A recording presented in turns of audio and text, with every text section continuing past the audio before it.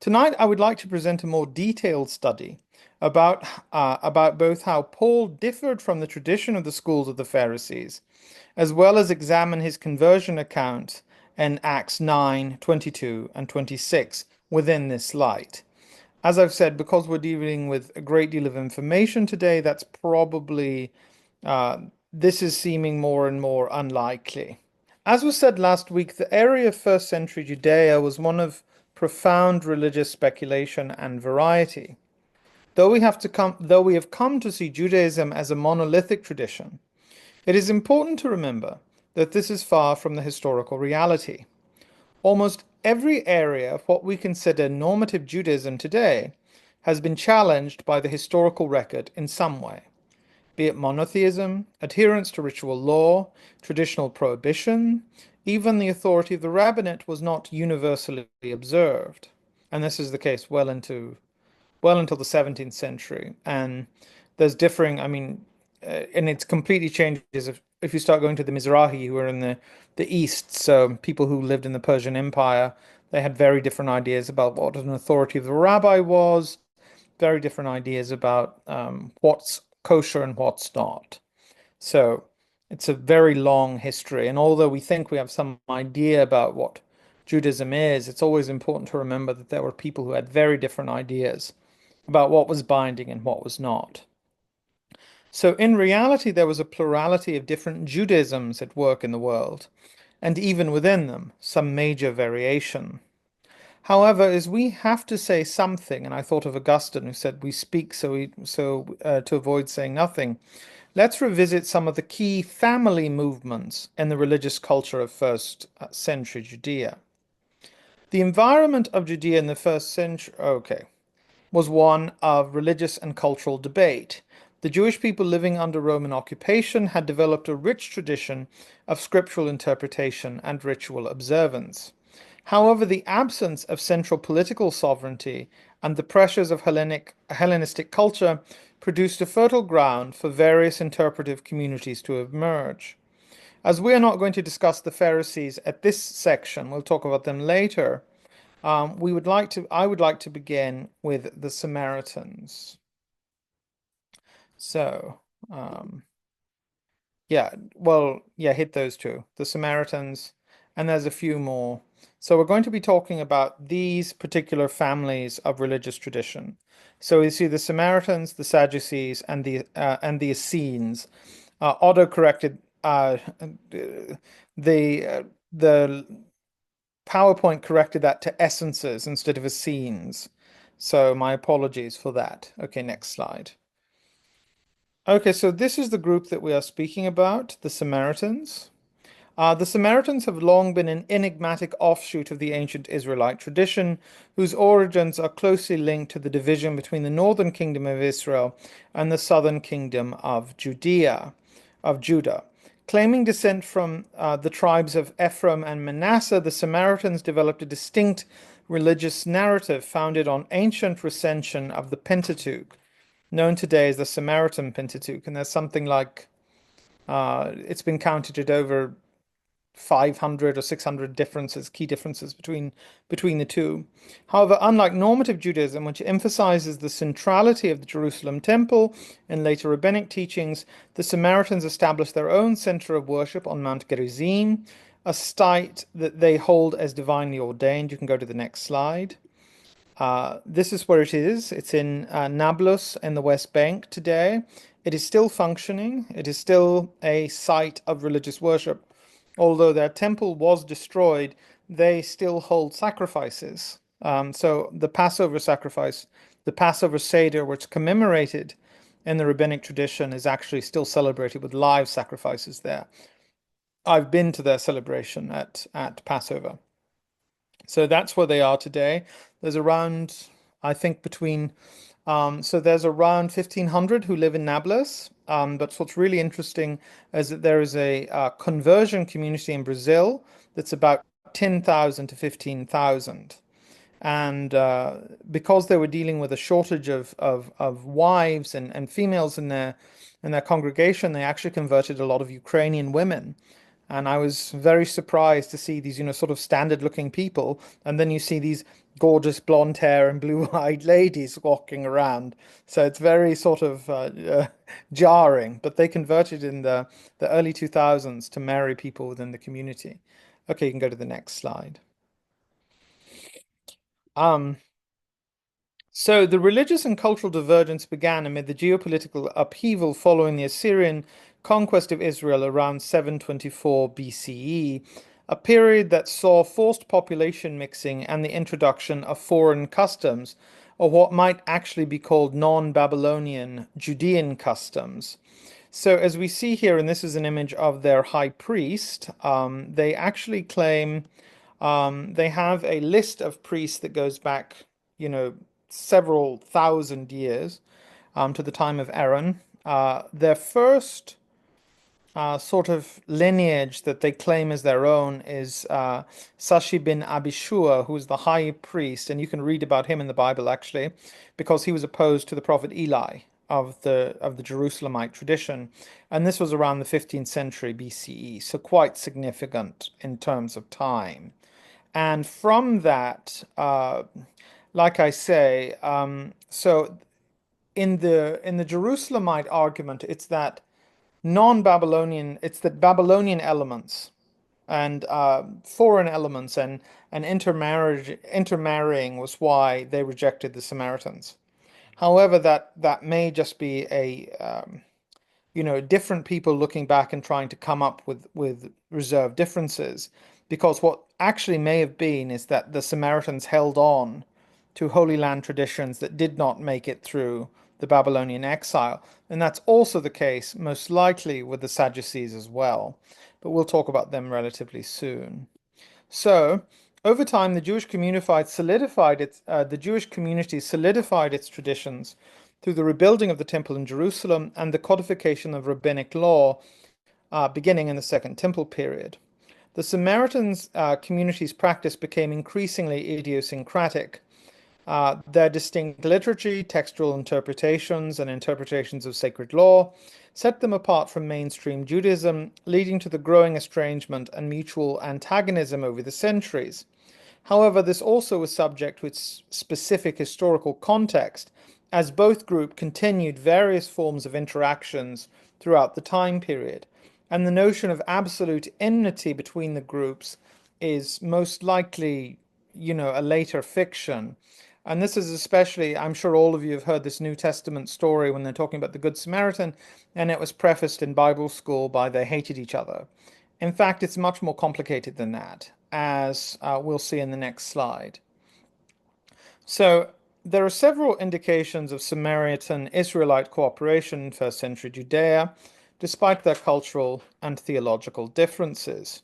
As you can see here, this is a stone that comes from Gerizim, but was donated by a Jewish, Jerusalemite Jewish group. And it bears the holy name of God, the Tetragrammaton, and it's a gift from the Jerusalem community. So to say that they were somehow hermetically sealed from each other, or that they did not see each other as, at the very least, brethren, is probably, well, it doesn't seem to be borne out by the history we have. Um, so. And there are several indications, as I've already said, and despite their cultural differences, they shared a lot of similarity. So they had ancestral identity. And some sources suggest that Samaritans and Judeans still saw themselves as part of a broader Israelite tradition, and today they call themselves Samaritan Israelites, even if their religious practices diverged. The Gospel of John, for instance, presents Jesus' encounter with the Samaritan woman as an allegory for Judean-Samaritan relations, implying a shared historical and religious connection despite tensions. So they also shared very similar temple practices and worship practices.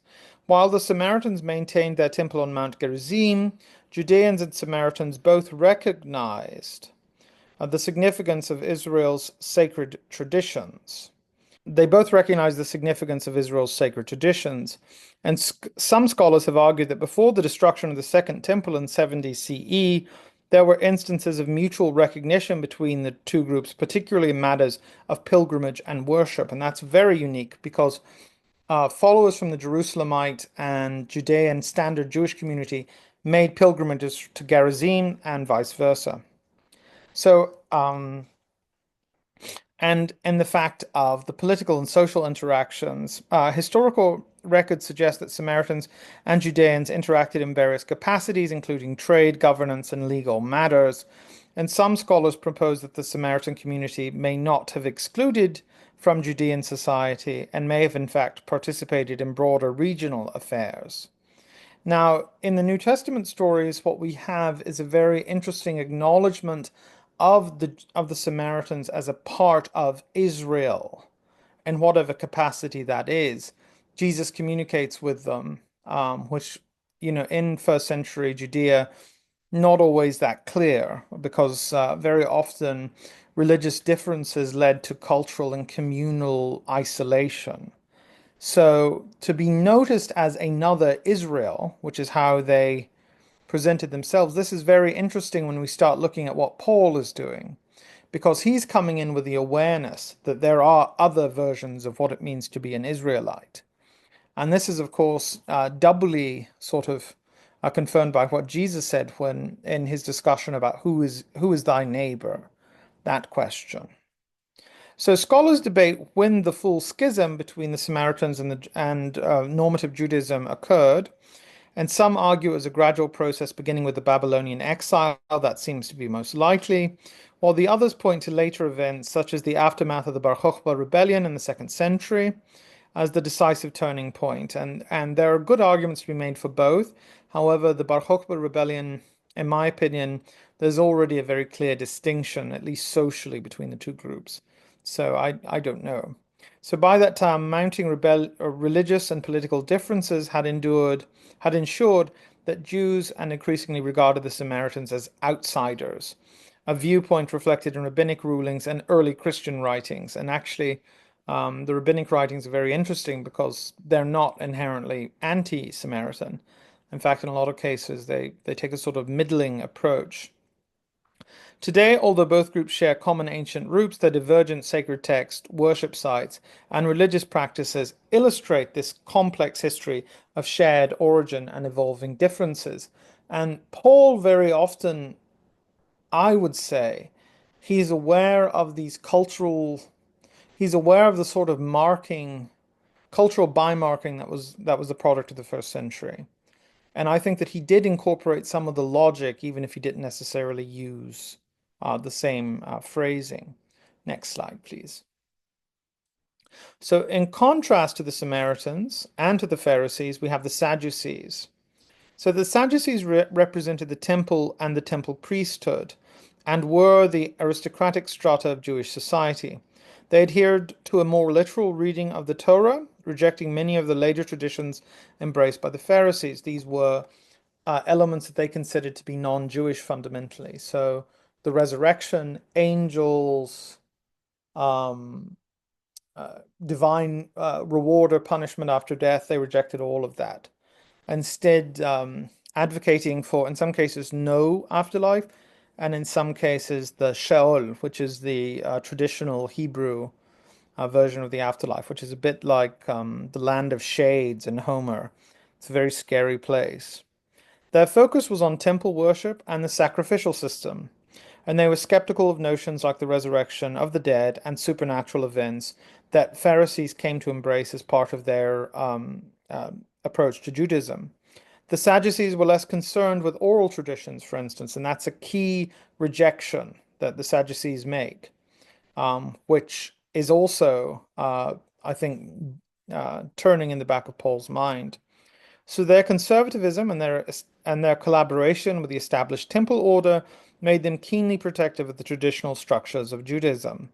And they also might be thought of as adhering to the strictest interpretation of Judean religion, rejecting non-Palestinian ideas, which would be, I think, one way to understand them. Next slide.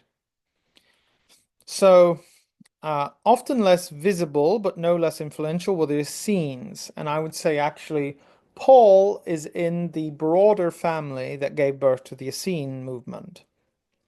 So it was a separatist, ascetic group that retreated from mainstream society to establish highly disciplined communal lives. Their apocalyptic fervor reflected in texts, as you see here, the Dead Sea Scrolls, although very small, unfortunately. And this revolved around a divine intervention that would purge the world of evil and inaugurate a new order. Essene thought was marked by an enduring sense of purity and a quest for purity, and the belief that the current age was corrupt and destined for divine judgment.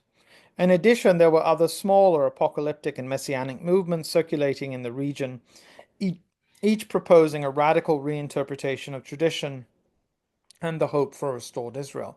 Why is this important? Because these are sort of the background that Paul is also inheriting. Because if you can look at Paul fundamentally as not as this Pharisee who could see no other option, but rather as someone who had an understanding of a broad approach to Judaism in the first century, I think that helps us to understand how he could reach some of the conclusions that he had. I think it's now very pertinent that we speak about uh, how Paul relates to the Pharisees, who they were in the first century, and how Paul is different from them. It was in this complex spectrum of beliefs and against the backdrop of Roman imperial dominance and pervasive Hellenistic culture that the figure of Paul must be understood. His early life, he claims to have been taught by the Pharisees, as you see in this quotation from Philippians. But the notion of a uniformed Pharisee school is more a retrospective construction than a reflection of reality. Contemporary scholarship suggests that what might later loosely become known as the Pharisee or the Pharisaic school was initially a mosaic of loosely affiliated groups of law followers, law being oral law, who took on various additional beliefs during the Babylonian exile. These groups embraced diverse interpretation of the Torah and varied their emphasis on ritual purity, legal observation, legal observance, and community norms. Rather than a single well-defined movement, early Jewish legal circles were fluid, with overlapping ideas and practices that evolved over time.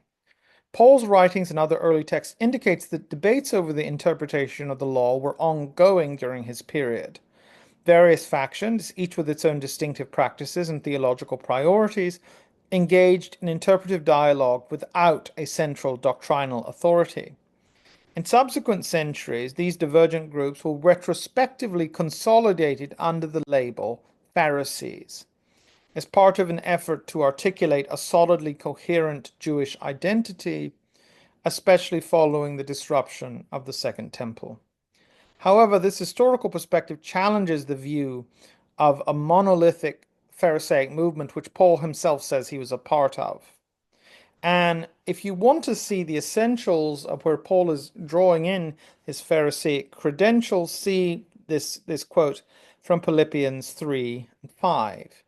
And he even describes it, this is from the King James, my favorite. So he even describes this here as touching the law, meaning in perspective of what is the law, the binding religious law, he was a Pharisee. So that's what he's saying. Um, However, a closer examination of his writings and transformative experiences indicates a background that resonates more clearly, and I would say this is essential, with the fervor and eschatological outlook of Jewish apocalyptic movements, rather than with the typical legalistic rigor of Pharisaic orthodoxy. While the Pharisees emphasized an adherence to both written Torah and extensive oral traditions, Paul's post-conversion writings reveal an interpretive framework that envisions history as poised on the brink of radical divine intervention, a cosmic drama that continuously redefines the human's condition. Today's presentation explores this, but I also wish to articulate the key departures between Paul's apocalyptic visions and the identity of a traditional Pharisee, as well as the role that the rhetoric of Pharisaic tradition plays in his own conversion experience. So, next slide. What did it mean to be a Pharisee in the first century? It's a very good question. What is that coming from? So that's the question. What did it mean? What is this that he's trying to connect himself to? Next slide. It was several things, as I've said, there was no monolithic perspective, but there are some certain family resemblances that we should notice. So one was the emphasis on the Mosaic law and the oral tradition. Pharisees were deeply committed to the belief that both the written Torah and the unwritten oral traditions were essential for maintaining a proper relationship with God, and their identity was forged by a commitment to meticulous observance of countless ritual prescriptions, dietary laws, purity regulations, and ethical mandates. It also involved a lifelong devotion, provided not only a framework for personal piety, but also a means of ensuring communal continuity in a time of political uncertainty. To the second point, that of the ethical. Along with their scriptural focus, the Pharisees established extensive practices of synagogue instruction and community life. Remember, Jesus goes to the synagogue to read. They championed the idea that every Jew, regardless of social class, could achieve righteousness through strict adherence to the law, and it also should be noticed that they were not the elite. So the Pharisaic movement actually had far more in common with the early Jesus movement.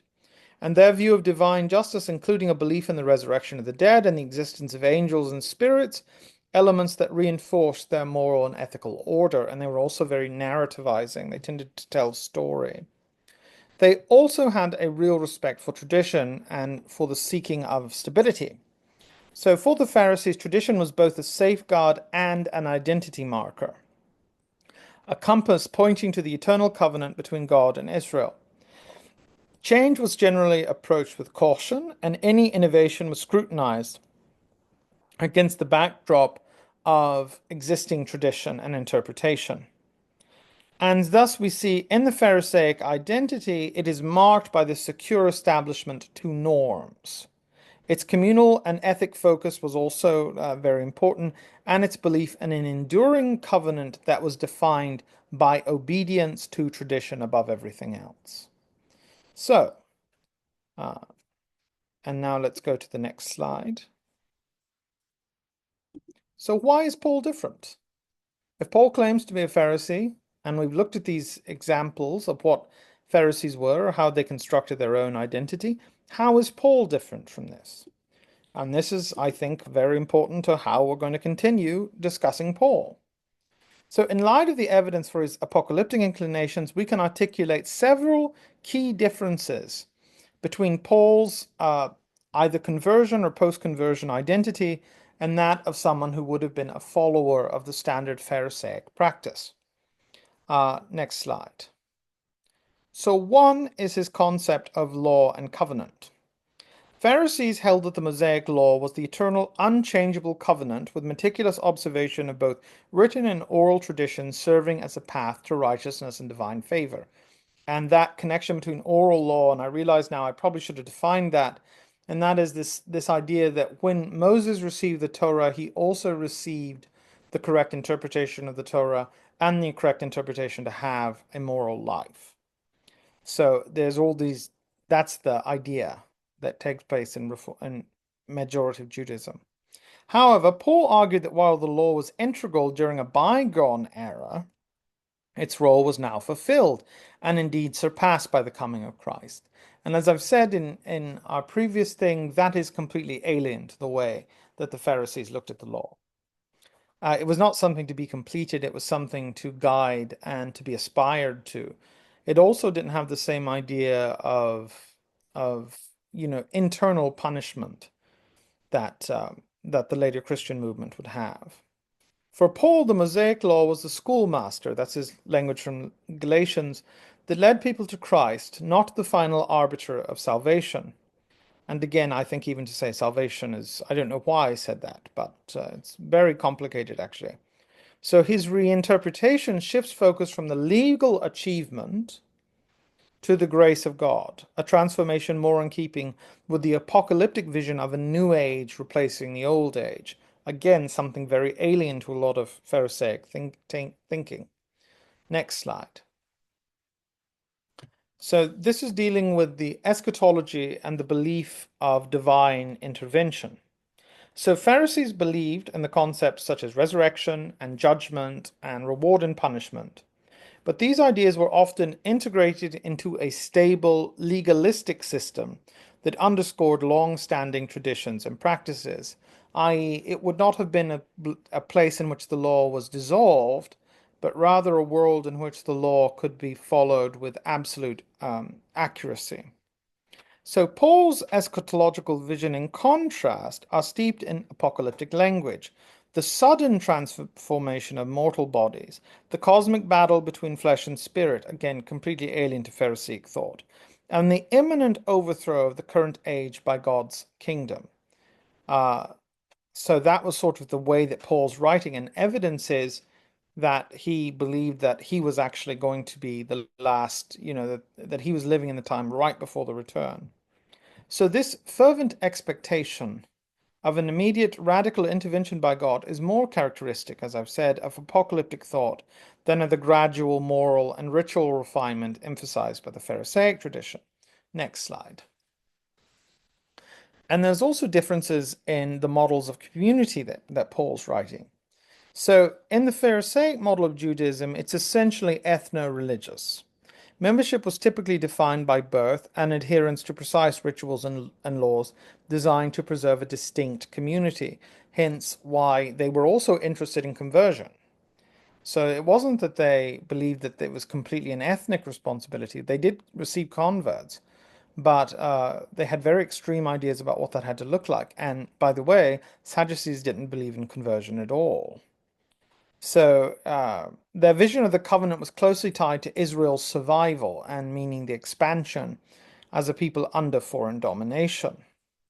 In contrast, Paul's inclusive community, he envisioned a universal community of believers that transcended ethnic, national, and ritualistic boundaries. His insistence that salvation through Christ was available to Gentiles as well as Jews not only undermined the exclusivist tendencies of Pharisaic identity, but also anticipated a cosmic reordering of human relationships, a reordering that at its core is apocalyptic. Okay, and next slide, please. And this, of course, comes to bear in his idea of inner transformation. And you can sort of think about it in this line of external ritual versus spiritual renewal. In standard Pharisaic practice placed heavy emphasis on external acts of piety, rituals, dietary laws, and visible markers of religious discipline. Remember when Jesus tells people, do not pray and prolong your suffering so you'd be rewarded by men. This is sort of a discussion of what Pharisaic spirituality was. Such practices were essential in their minds, both for personal righteousness and for maintaining communal identity. However, Paul's emphasis on eternal renewal sought to replace these external markers with the transformative work of the Spirit within each believer. His insistence on inward renewal and ethic regeneration signified a break in the outward purism of Pharisaic practice. It reflected an apocalyptic conviction that true change must occur at the deepest levels of human existence, an idea that anticipated the holistic cosmic transformation promised in the New Age. Next slide. And most crucially, it is his interpretations of messianic hope that you really start seeing how I would say he has no background in the Pharisaic community. So while many Pharisees harbored messianic expectations, anticipating a divinely appointed leader who would restore Israel, they often envisioned this event in strictly nationalistic terms, focused on renewing the Davidic monarchy and re-establishing traditional forms of political and religious order. However, Paul reinterpreted the messianic role in radically different terms. For him, Jesus was not merely a restorer of an old order, but the inaugurator of an entirely new cosmic reality. And we talked a little bit about that in the last point, where he says that people who are going back to the law have subbed one master for another. So his understanding was linked to a transformative redemption that broke all old bonds, rendering obsolete the ritual prescriptions that had once defined Jewish identity and were continuing to do so during his life. He repurposed messianic hope from a narrowly defined nationalistic expectation to a universal promise of renewal, a promise that resonates with the apocalyptic vision of a total reordering of creation. Next slide. So, to say that Paul was not a Pharisee is also to, well, we should probably answer what he is then. And for that, I want to talk about Jewish apocalyptic movements in Western Asia. Remember that Paul is from the area, he was from Tarsus, so an area that is in today, or what would have been then Western Asia in Turkey. And the fact that in Western Asia there is an incredibly strong apocalyptic strain within Judaism lasting well before the Roman period. So, in parallel to the Pharisaic tradition, other Jewish groups and currents in the first century Western Asia embraced a radically different worldview, one defined by eschatological urgency and the expectation of an imminent divine transformation in history. And if we want to talk about some characteristics following the whole family model, we have the following. Let's do next slide, please. So we have these three major characteristics. On the one hand, there is, imminence of divine intervention. So apocalyptic groups, including sects such as the Essenes, as we've already covered, and other lesser-known messianic movements, believed that history was on the verge of a cataclysmic transformation. This is throughout the Jesus movement. This is throughout. This is everybody believed that. They anticipated an imminent end to the present order and the birth of a new, divinely ordained era. This belief was undergirded by interpretations of prophetic text. Now, Daniel is, of course, the most famous, but it's very important to know that there were numerous apocalypses. People were reading them. They were a popular form of literature. There is, of course, the Book of Enoch, which is definitely a Second Temple work. It's being read by a lot of people. It almost made it into the canon of the Western Church. It did make it into the Ethiopian canon. So, but you can think about Daniel particularly. So it portrayed history in terms of dramatic cosmic battles between the forces of light and the forces of darkness.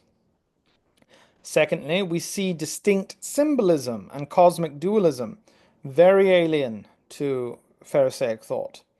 Apocalyptic literature often features vivid imagery of cosmic renewal, the overthrow of evil regimes, and the transformation of human existence itself.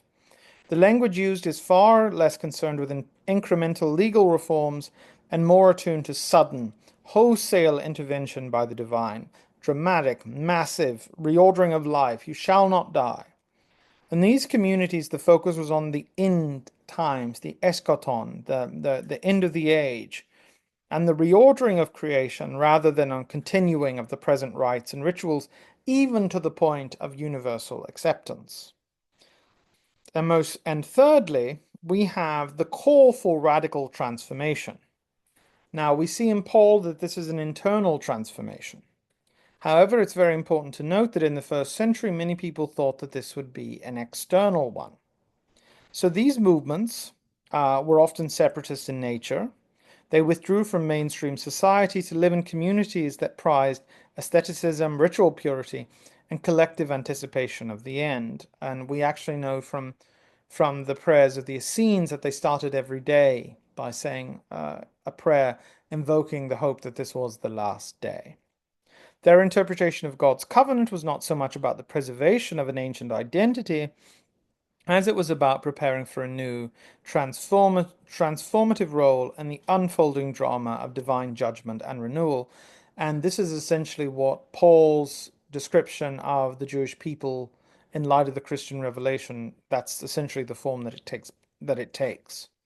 So clearly the apocalyptic spirit of the day was characterized by a tension between the preservation of tradition and the allure of a sleeping new cosmic order, one that would upend long-standing social and religious boundaries, and it is in this light that we must see the Apostle Paul.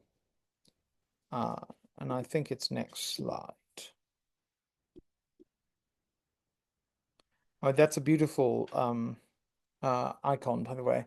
The road to Damascus was painted in the, it looks very ancient, but it was painted in the 1920s. Um, when we turn to the writings and self-understanding of Paul, several arguments emerge in favor of a formative background more aligned with these apocalyptic movements rather than any real connection to Judean Phariseeism. And I'd like to start there with his eschatological vocabulary and the language of cosmic expectation.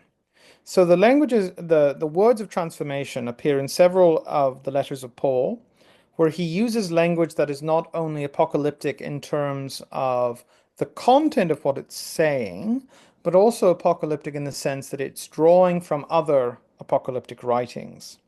And we see this in 1 Corinthians 15:51 through 52. He describes a mystery by which our mortal bodies will be transformed in a moment, in the twinkling of an eye, at the last trumpet. And this is, of course, the basis for the much later Protestant doctrine of the rapture. So such imagery is far removed from the everyday legalistic concerns of Pharisaic thought and reminiscent of apocalyptic texts that anticipate sudden radical changes. Then we have the anticipation of the day of the Lord.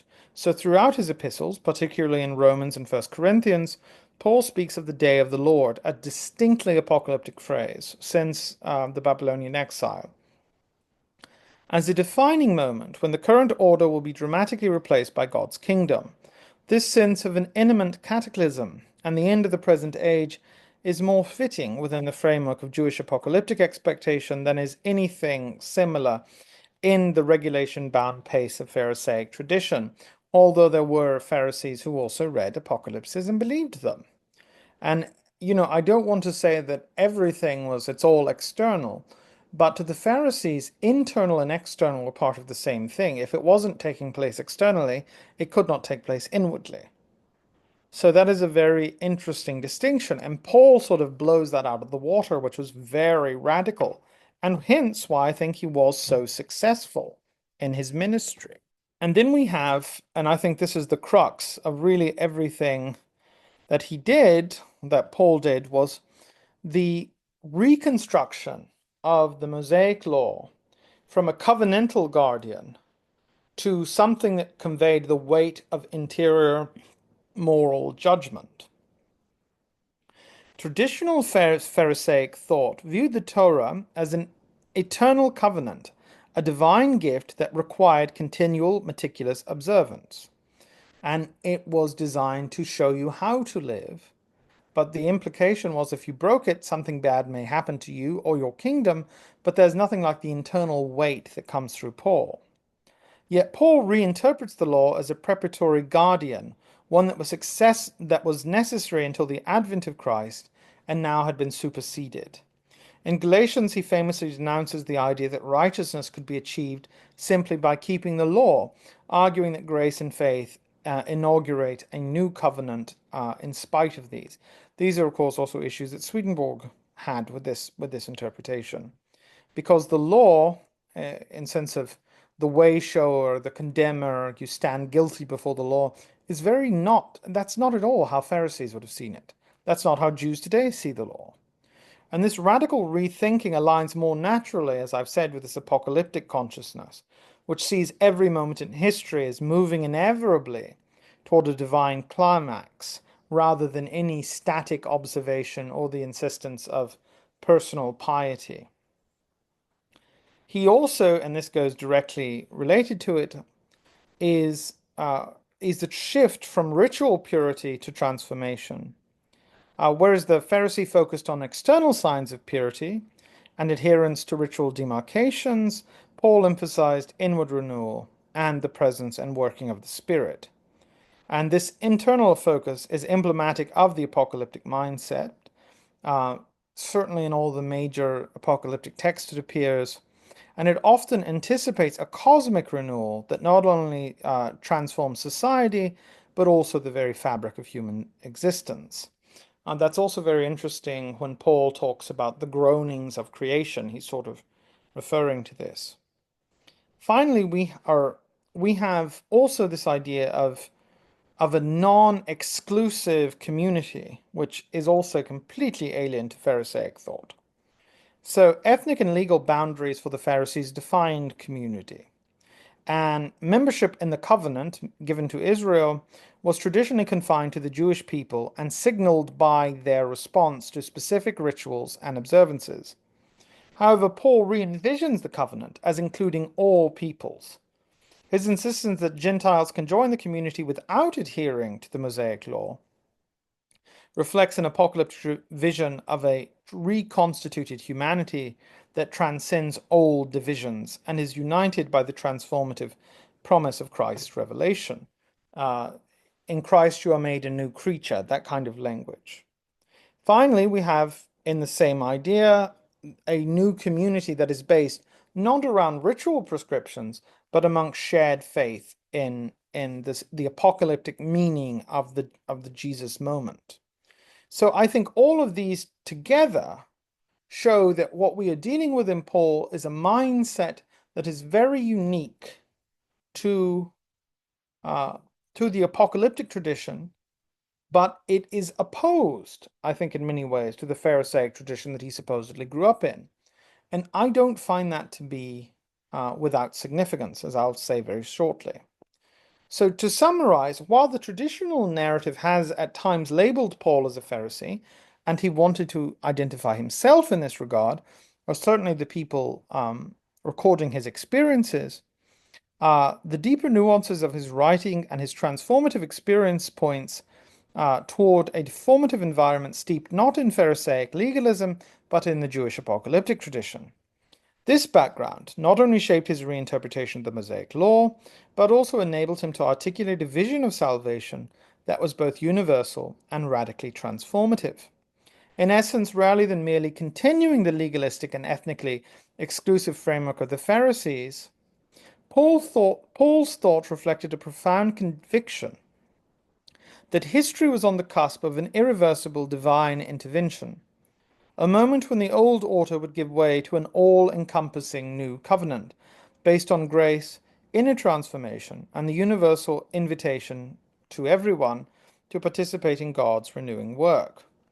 This apocalyptic dimension explains many of the distinctive features of Paul's theology, features that set him apart from both standard Pharisaic theology and also for the people who were competing to define the Christ event.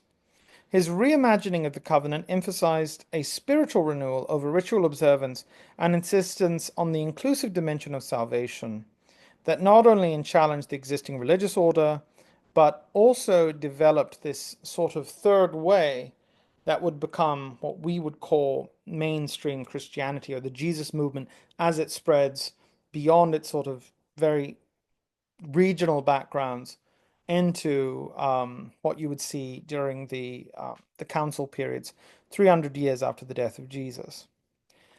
So, by highlighting these differences, we appreciate Paul's legacy is not simply the result of a single school of thought or his disagreement thereon, but is rather an invitation to embrace an ever-evolving understanding of divine revelation, a dynamic interplay between tradition and transformation, continuity and radical renewal. Paul, seen in this light, brings us a different version of what is important in the Jesus message. However, to say that it was not a Pharisaic one also points to the particular moment in which later Christians are arguing for the exclusivity of the Jesus movement.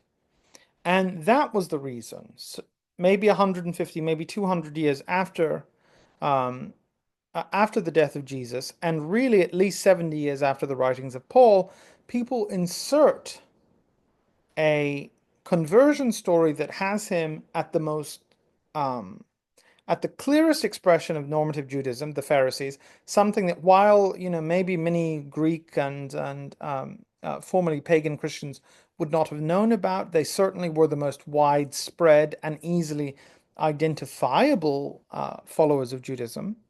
So they definitely had a strong cultural visibility, if not only only through reputation, but certainly many people would have known about them. We actually find stories all as far east as China, where people are talking about Jews. Um, so, as I've said, this would have been a much later development, but by calling Paul a Pharisee, he's in fact being put in the opponent's camp before his conversion. And that conversion, which I hope everyone has the thing, is what I just want to discuss a little tiny moment, and then we will break for discussion.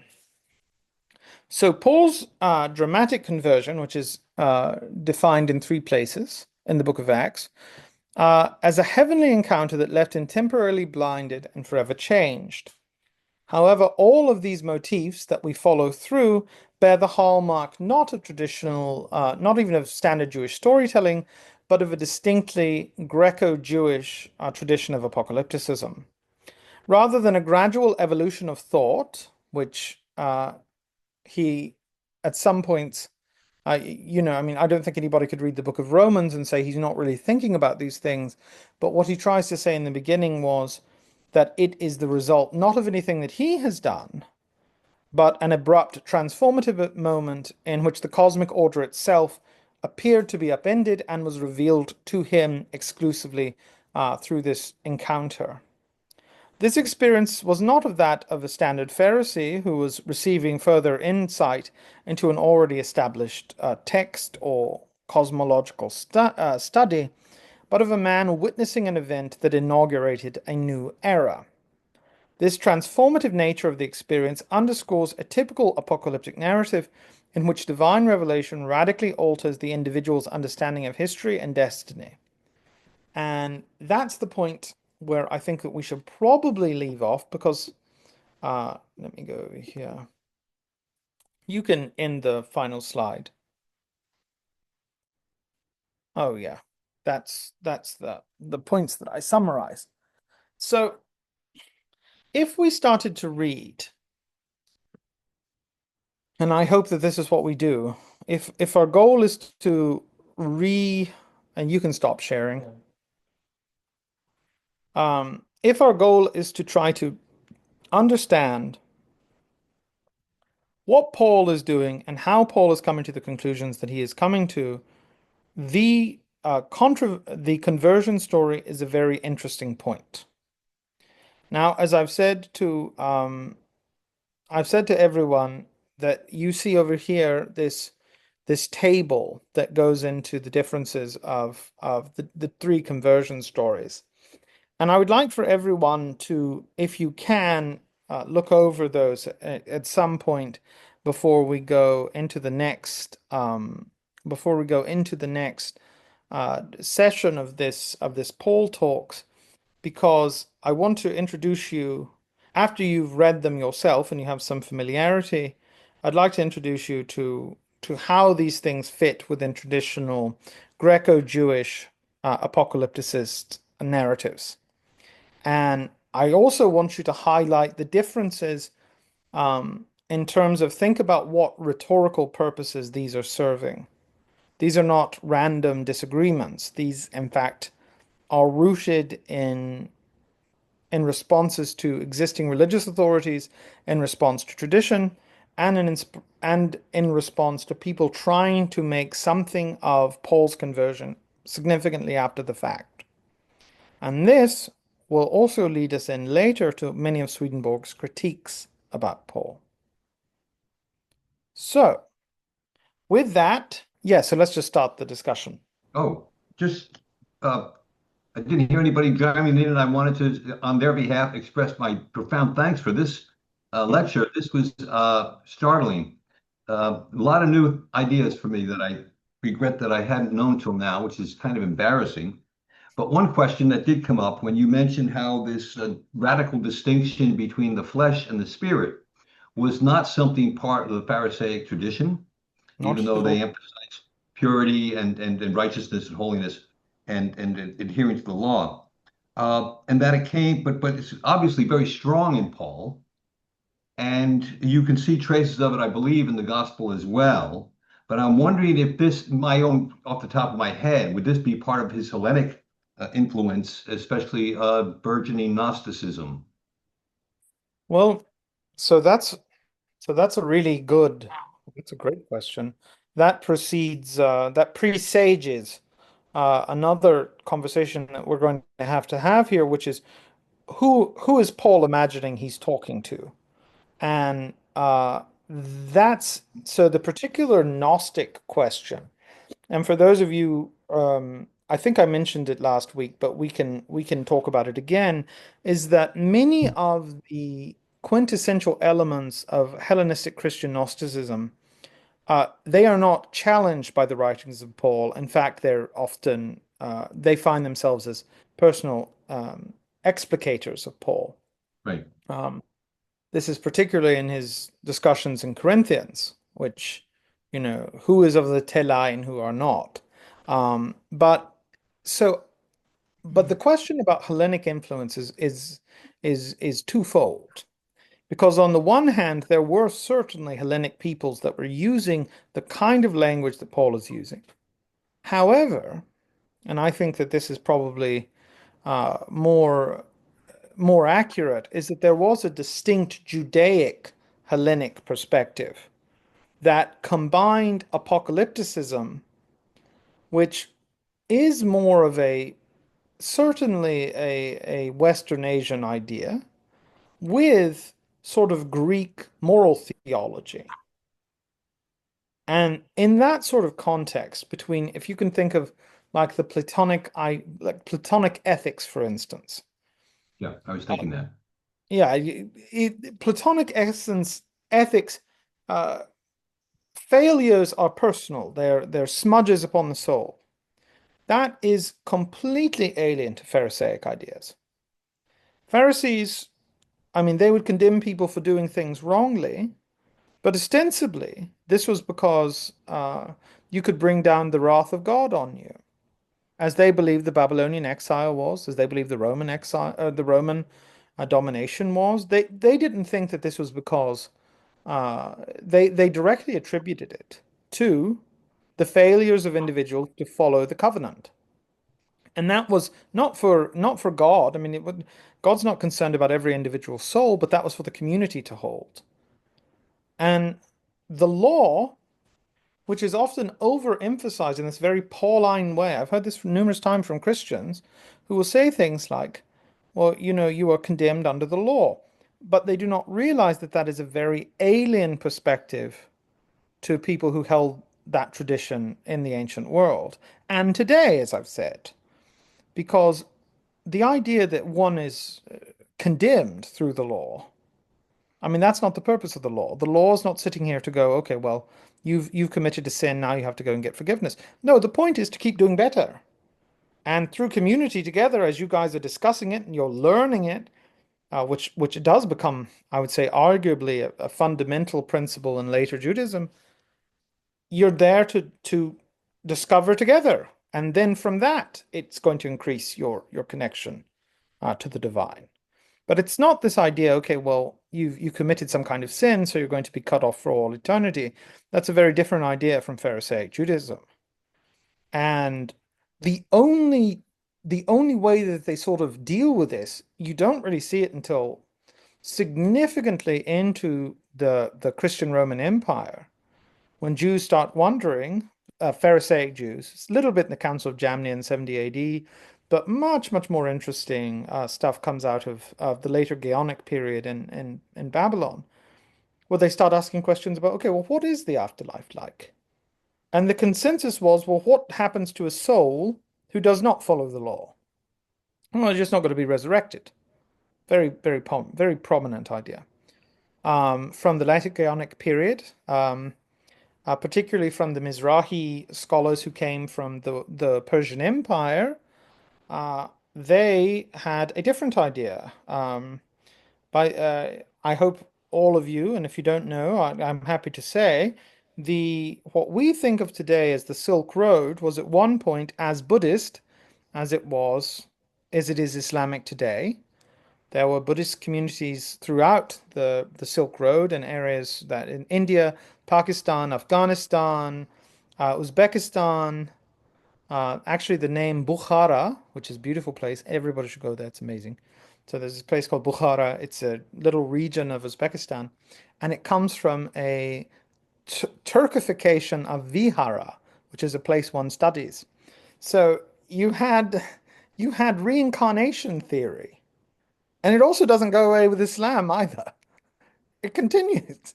It continues in very unique strands of Central Asian Islam, which continue to believe in things like, well, you'll just get a worse incarnation. You'll get a bad incarnation. And that was adopted by several Jewish points. And to this Yeah. point, you can still see that, by the way, in certain Jewish prayers where they'll say, there's a famous one that's right before going to bed, and it's I repent of the sin that I've done in this body and all other bodies, or something like that. And Hmm. But, but uh, I'm but to yeah, go ahead. repeat my question another way, this kind of suspicion or fear of the body and sensory experience and sensuality, where did was that present in any kind of particular Jewish context? Because I might have missed that as you went along. Or where did it come from and where? Because as I said, you can find it in the Gospels too, although, Jesus is probably talking on a different level when he talks about the body. He may be talking what Swedenborg describes as the natural mind, the part of the spirit that is totally attached to the outer world through the body. But Yeah. this suspicion of the body, which is been with us right along and continues to be a thorn in our cultural side. You any insights as to how that got into Paul uh, and is it present in Judaism at all? Well, yeah, and I appreciate the reformation because that's I think a lot clearer. Um, and I would say that while there are certain distinctions in Judaism about the normative sexual behavior, which are very clearly identified, Right. the body itself is sacred. The body itself is not something to be condemned. It has elements of Paul's original, I mean not Paul, but of our departure from Eden. But the body is sacred, and what it does is sacred. And sexuality was certainly not rejected by Jewish communities. The Song of Songs, for instance, is very sexually laced, and they did have, very strong prohibitions about uh, uh, violating marriage agreements. But that in of itself, this kind of hatred of the body, which Paul talks to a certain extent about, well, it's a thorn. You use the expression he uses, a thorn in my side. That which I would, I do not. That which I would not, I do. The flesh, And the flesh is the spirit is willing, but the flesh is weak. the all of these sort of constellations. This, I think, is much more of a Platonic issue because what and I know everyone has heard this at some point in a philosophy course, but Socrates plays with this notion of soma, which is embodiness, and Mhm. the other word some, prison.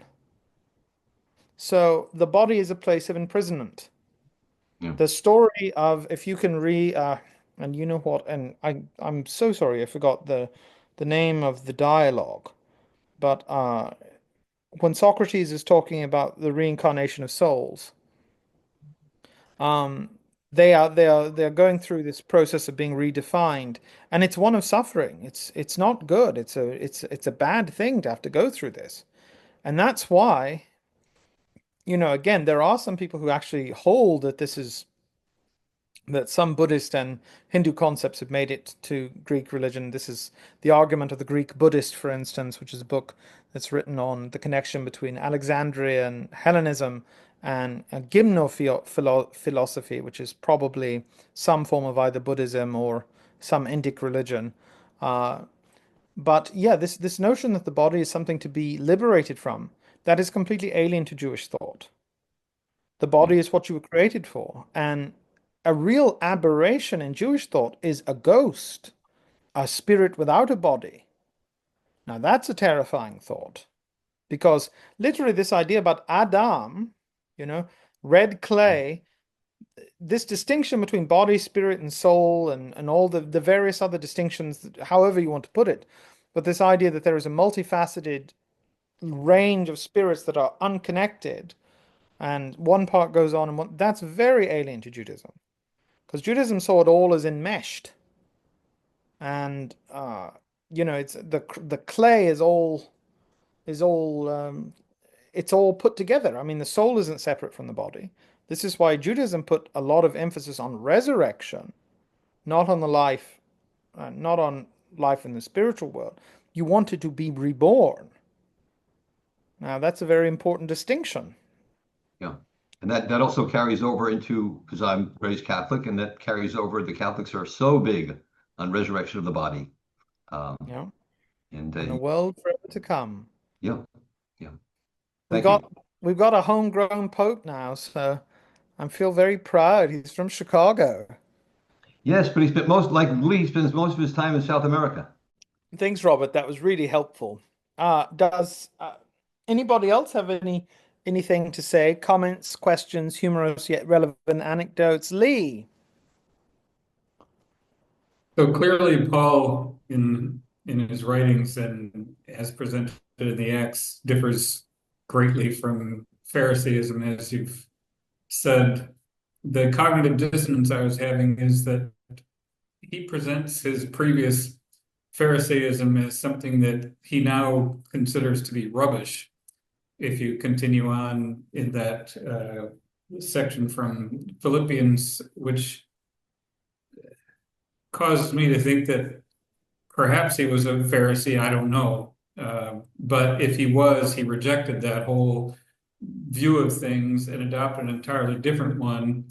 Presumably, even as a Pharisee, he was aware of what other people were thinking and saying. He was aware of the Essenes, and he was aware of the apocalyptic types and all of that. So it's not that he didn't know of these things, but that wasn't what he followed. However, at the time of his conversion, the floodgates opened, so to speak, and he left behind all of that. So that was the cognitive dissonance I was having during your talk. Uh, Even given everything you've said, it doesn't, to me, necessarily mean that he wasn't a Pharisee, but perhaps that he uh, he denied his previous views and left them behind and went in an entirely different direction. So I'm wondering what your thoughts would be a response on that. Well, so uh, uh, to to scoop myself, I think that the way that Paul is responding against the Pharisees is a very meticulously maintained rhetorical strategy, which presented his philosophy as opposed to the more Jewish philosophy of the Jerusalem church, and that this is in fact, so first of all, we're not entirely sure about who's making this statement. So in Philippians, for instance, has a very complicated reception history, but I certainly think that maybe it came in some form like this. The Pharisees become, at least by the third century, the most universal expression of Judaism. They are the ones to oppose. They are the ones that most Christians, particularly in Judea, had converted from. So if you're trying to pick a group that you're going to invest your money, so to speak, in refuting, it would be them. And this strategy of saying, well, I once was a Pharisee, I think that that plays into later church dialogues much more than it does to Paul. Now, if Paul ever said he was a Pharisee, and I've said that this is also an issue, because it seems like the writer who's putting this in the book of Acts knows about the Pharisaic tradition as it has been received. Remember that when Paul's writing right around this, give or take, first century after the birth of Jesus, I mean, would it have made sense that would everybody have thought of Pharisees as the most clear expression of Judaism. Certainly, that's not the case in the Judean context itself, because this would have very clearly, if you were writing this for a solely Jewish audience, they would be much more interested in the distinctions. Where's the arguments? Because they knew several different groups. But what he's writing, or when Paul's writing, or what's ascribed to be Paul, you're already coming in with a very hard notion about what a Pharisee is, which did not exist most likely during his time. You are competing with a strong Judaizing element within the Christian church itself, represented by the brother of Jesus. You are also sort of fighting against Christianized Jews who had descended from Mosaic following peoples, people who had differing idea about the law, etc. And you wanted to make a case against them. And fourthly, because all of the people that you're drawing from are coming primarily from a Hellenic background, you want to integrate them in ideas that were very important to Hellenic ideas. So when Paul starts talking about you're all welcome, that's much more of a cosmopolitan in the very real sense of what that term means. Cosmos, the entire world is an urbe, is a you're all connected. That idea is very, it would not have made sense to a lot of first century Jews, because what the God of Israel did, I mean, what does that have to do with anybody else? I mean, this was, I've actually heard rabbis today that will say something similar to this. Well, we don't know what the Gentiles are for. They have a different covenant. They have to follow the Noahide covenant. That's the only one God gave to them. Yeah, you'll hear this. And it speaks, I think, again, going back to Paul as a Hellenic citizen, someone who grew up in a lot of different contexts that were not Jewish. He can speak to that much more, and he has this sort of opening expression that would have been very resonant with a lot of the people converting, but would have been completely foreign to the Pharisaic tradition, which, as I said, they were doing converts. So it's not as if we don't have the expectation of a Pharisaic conversion. We actually find groups of there's a great book, sorry, I'll finish the thought in a second. There's a great book called Pagan Monotheism, which is about pagans who are interested in the monotheism of Jews. And they were aware of, well, you could become a Jew if you wanted to. There were people all over the world who had to come to Jerusalem. You could join, you could become one, but that was very exhaustive to go through that process. And in the Sadducean community, they had no idea about that at all. They thought that it was irrelevant. Why would anybody want to? So I don't think, I mean, you can believe, I mean, as you will, or as Paul says, but I think that this is doing more than just the work of a conversion story. This is also, it also gives footing rhetorically to condemning a group. Because if they said, well, he's an outsider, I mean, how would that look? You're condemning Pharisaism, but you're not necessarily a Pharisee. You don't understand these things. You don't understand the motivation behind these kinds of things. And I don't think I think that is a lower position than a converted Pharisee. And I think that's the reason that this story became so essential. But as we're going to see in the Paul table, you can see the distinctions, and we'll go into them more deeply when we discuss these things. My cat is, but we can flesh through these things. This is not accidental, is the only point that I'm saying, and I don't think it's because they're just recounting history. I think it's in fact doing something much, much more rhetorically fulfilling, and it's giving us a. And once you look at conversion stories in particular, which I'm going to send out, hopefully, I'll send it out a week before, that way everybody can read them. That when you read Greek conversion stories, from Apollonius of Diana to all of these different figures, the story of Paul looks a whole lot more similar when you start breaking these things down. And I would also point that the majority of of commentaries that we have by Christians who have engaged with Paul do not mention a conversion story through Damascus, and they do not mention a name change.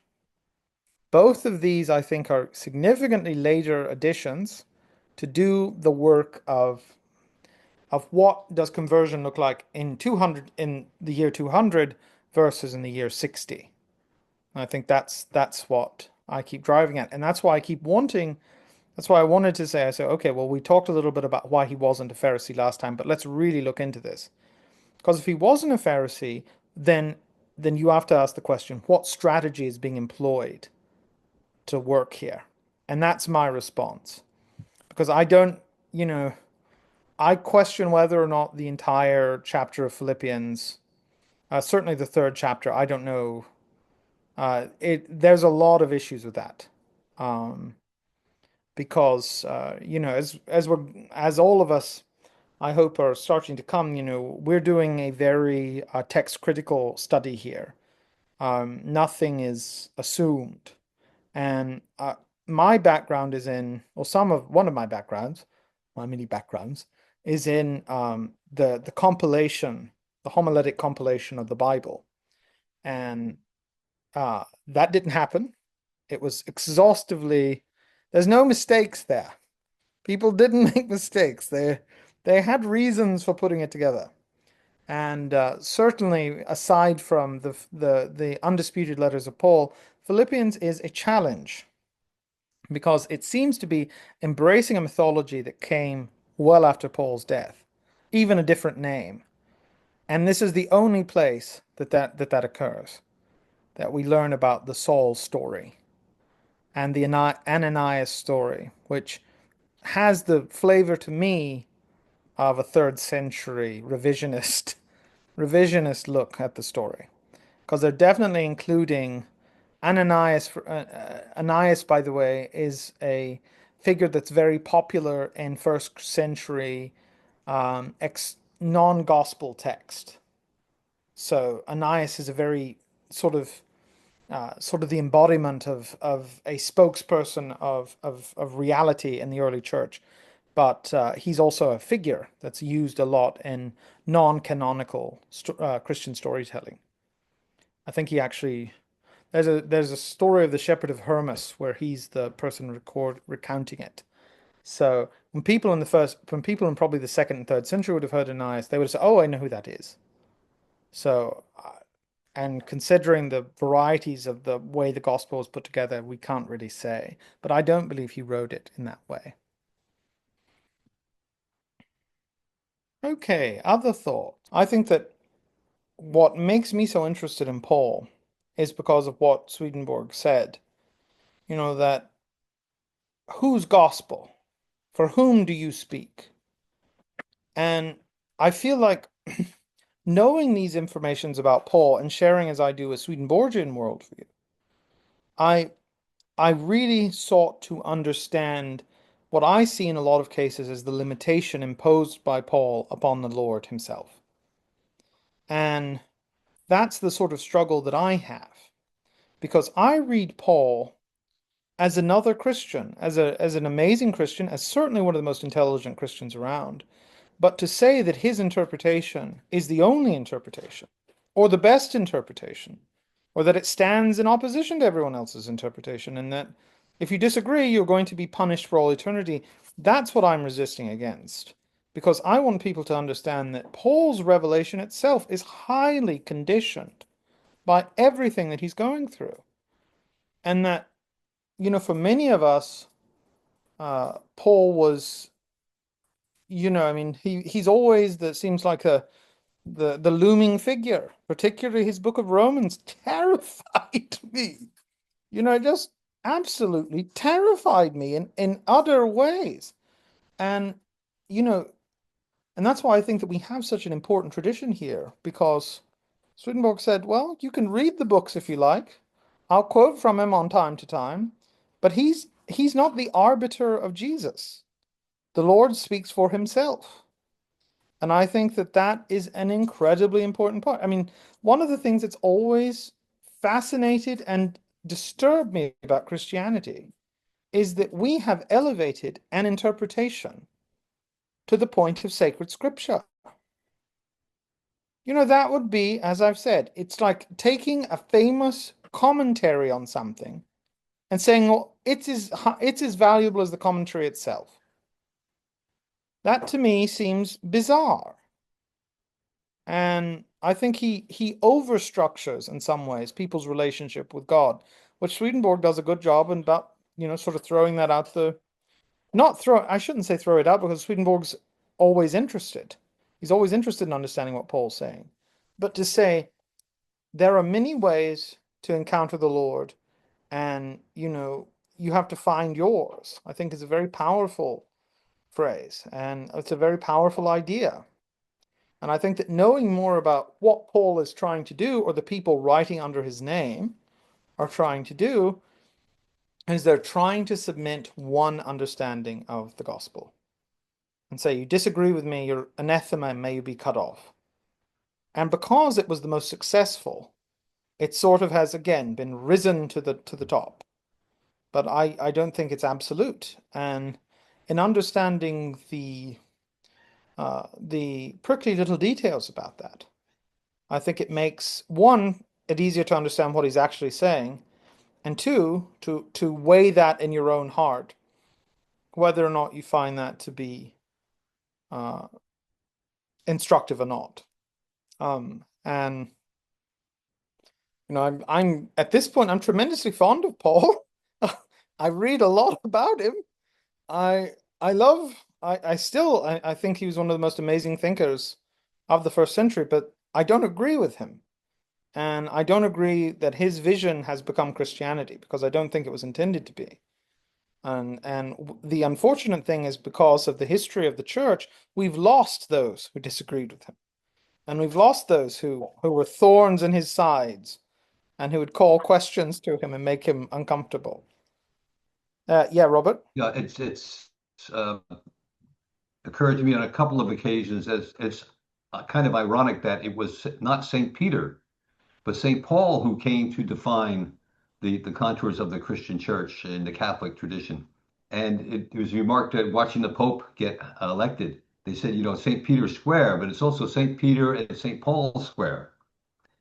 And Paul is actually the one who, as I like to say, won the race for greater emphasis, greater inclusion, greater weight in terms of defining the Christian church. And even though it was Peter who was given the keys and would be the one on who the church would be built. Yeah. Yet we see, and the letters of Peter are there, but they're held in minimal, given minimal weight. I think, sorry, I'm going to go in here to my unmade. Oh no, the bed's made up. Quinn made it up. I'm gonna have to stretch out for a second. But I think that is a very good point in and of itself, because yeah, although Peter, who was, we know, very close to the Jerusalem church, was the chief apostle of the Jerusalem church, was, one of the main voices of the Jerusalem church. That also puts him well in basically very little of what becomes conventional Christianity comes from Peter or the Jerusalem church. Right. Very little of it does. Sort of subsumed within Paul. This is even more the case in Protestantism, where Luther is thoroughly Pauline in every aspect. And he even wanted to remove those books in the New Testament that did not share the Pauline structure as seriously. And I mean, it's to their credit that we even know that they exist. I mean, I'm very grateful for them. But yeah, I think that to put all of your eggs on Paul does leave a very interesting point about how you make the case. Now, of course, I would take the prima Romane, the idea that the Rome is that the vicar of Christ on earth and that he's the number one bishop. I would say that that is a heresy that was very convenient for the imperial diet, so they could say, okay, well, we have the bishop of the whole church. He's here in Rome. And that just happens to be the seat of our power. And yeah, so God ordained that like that. Very fishy to me, based on a very slim argument about a basically sort of a joke in the Greek. You are Peter, Petra, and upon this rock, Petros, I will build my church. I mean, that seems to me like a play on words, not the foundation for universal authority, which also thoroughly surprised the Orthodox bishops and the the patriarchs of the Eastern Church, who were told basically in a letter.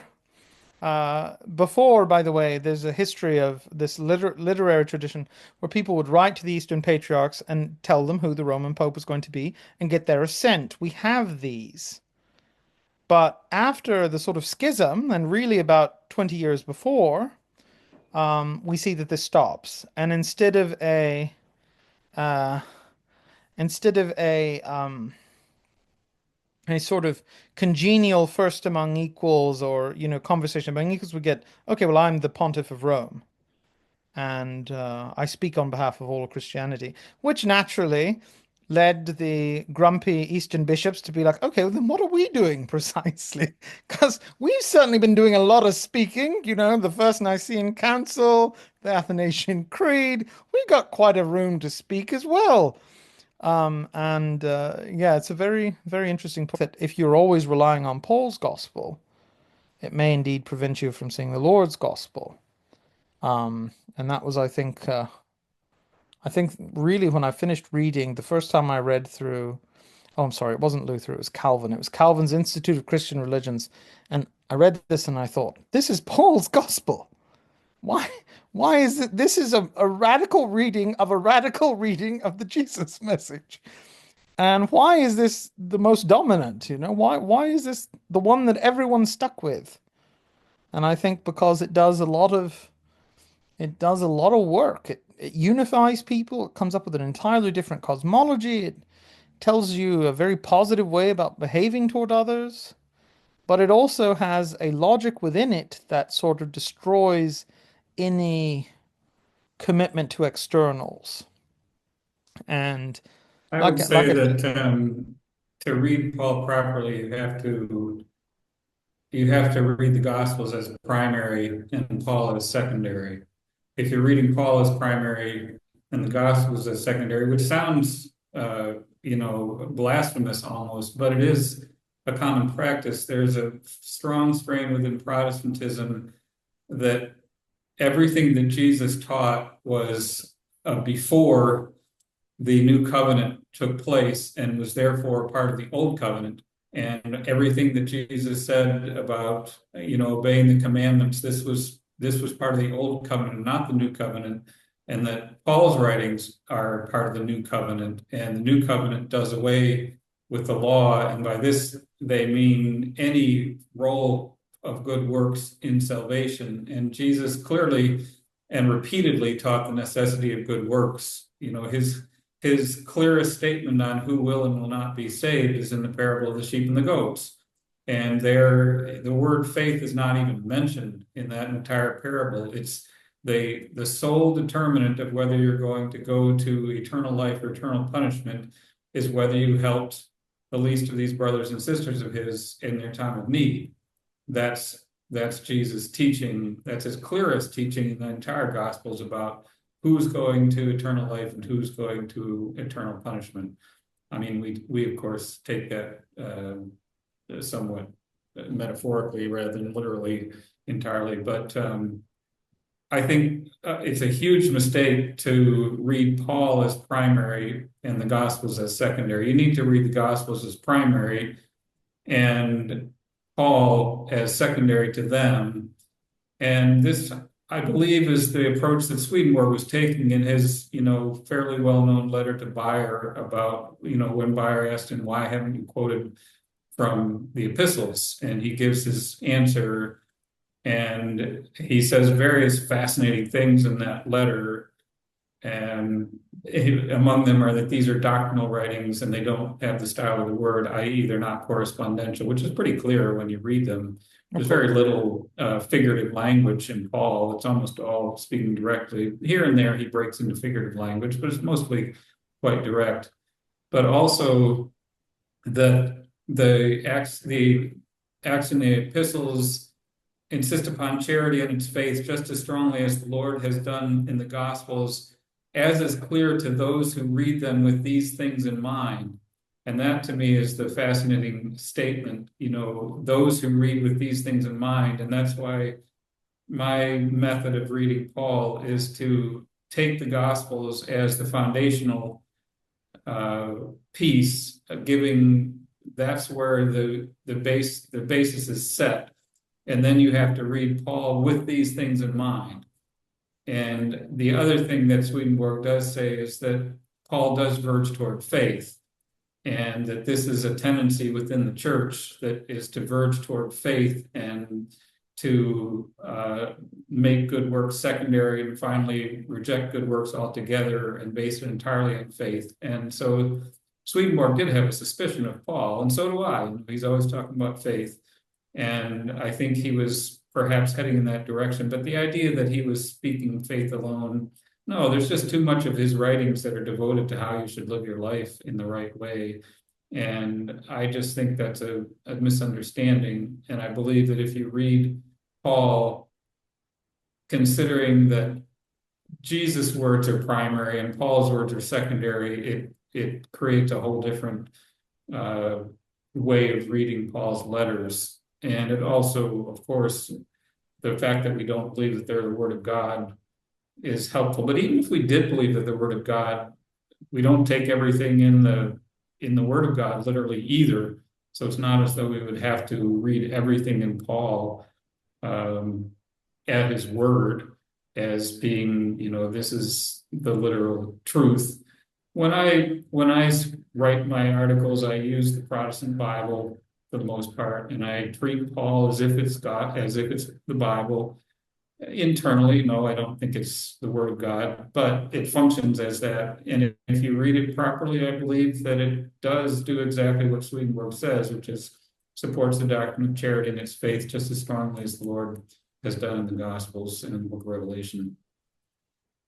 Oh, that's yeah. I mean, that's a good interpretation. We will. Uh, yeah, I think that. Well, maybe this will come out as we continue to develop. But it actually gives a very interesting segue to something Karen said earlier about the holding of the Gospels. What were people telling? And I think it's very important to remember that these stories about Jesus, the unfortunate part in my, from what we know is that some of the Gospels seem to be inflected by Paul's writing, particularly the fourth Gospel, but we'll talk about that we'll talk about that at some point. But these were community stories. These were stories that were shared by entire groups of people who learned them and defended them. And it's very interesting that in the history of the Gospels that you had these people coming together to recount these tales. And one of the more fascinating accounts that we have from, I think it's from the third century, is that someone's quoting the gospel, someone's quoting something from the Bible, and people stand up and say, "No, that's wrong. You misquoted it."